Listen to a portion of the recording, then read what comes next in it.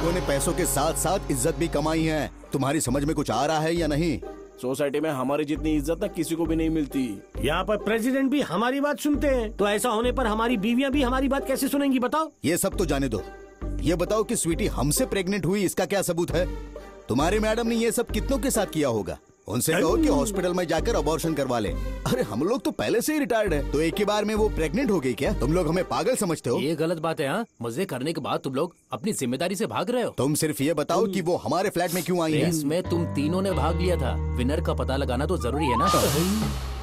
Winner मतलब? तीनों में से बच्चे का बाप। तुम ये कैसे पता करोगे? उसके लिए 6 महीने का वेट करना पड़ेगा हमें। बच्चे का चेहरा जिससे भी मैच होगा वही उसका फादर होगा। फादर को बच्चा देकर मैडम यहाँ से चली जाएंगी। अगर बच्चे का चेहरा हमसे ना मिल के किसी और से मिला तो फिर क्या होगा? सही सवाल पूछा है राव सर, इसका भी हल है मेरे पास। उसके बाद डीएनए टेस्ट कराने का सोचा है मैडम ने।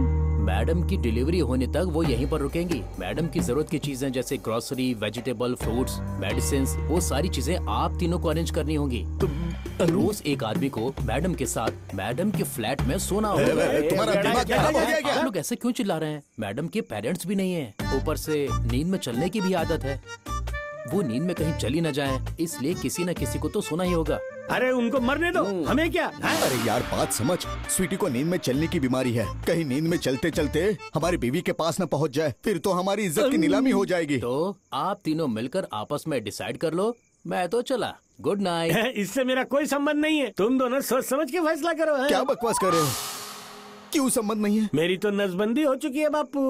मेरा तो बच्चा पैदा होने का सवाल ही पैदा नहीं होता है। अरे क्या बात कर रहे हो तुम? अरे स्वीटी के बच्चे की सर की कसम खा के कहता हूँ, इससे मेरा कोई संबंध नहीं है बापू। Bye bye. इसने तो फंसा दिया।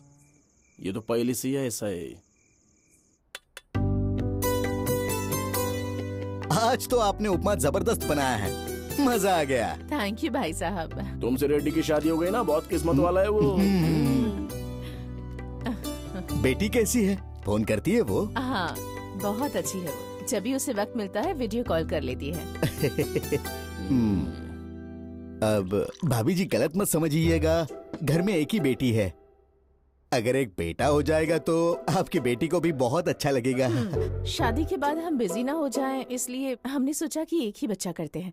फिर भी मेरी पूजा पाठ की वजह से हमारा बिजनेस अगर अच्छा चल गया तो हम दूसरा बच्चा करेंगे ऐसा सोचा, लेकिन उससे पहले ही ऑपरेशन हो गया। आप उससे जोर जबरदस्ती ना करे, लगता है इसीलिए उसने ऑपरेशन करवा लिया। हाँ क्या कह रहे हैं? वो तो इंजेक्शन लेने से भी डरते हैं, ऑपरेशन किस बात का? मेरे पैरों पर गिड़गिड़ाकर मुझसे कहने लगे, तो मैंने अपना ऑपरेशन करवाया।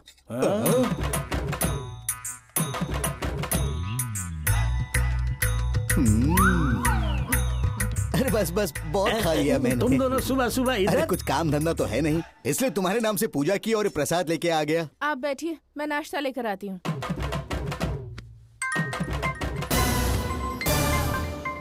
बात करो। हेलो रेड्डी जी, आज आपकी नाइट शिफ्ट है। क्या बकवास है? मेरा ऑपरेशन हो चुका है, ये बात उनको बता दो। कोई ऑपरेशन नहीं हुआ है, भाभी जी ने सब बताया हमें। सोना दिलाकर प्यार जताएंगे तभी तो सोने जैसा बच्चा पैदा होगा। उसके लिए नाइट ड्यूटी तो आप ही को करनी पड़ेगी। कितने बजे आना है? Sharp 8 PM। पहुंचते ही मैडम को गरम दूध पिला देना। हाँ। बेशरम कहीं के शर्म नहीं आती ऑर्डर करने में। बेवकूफ।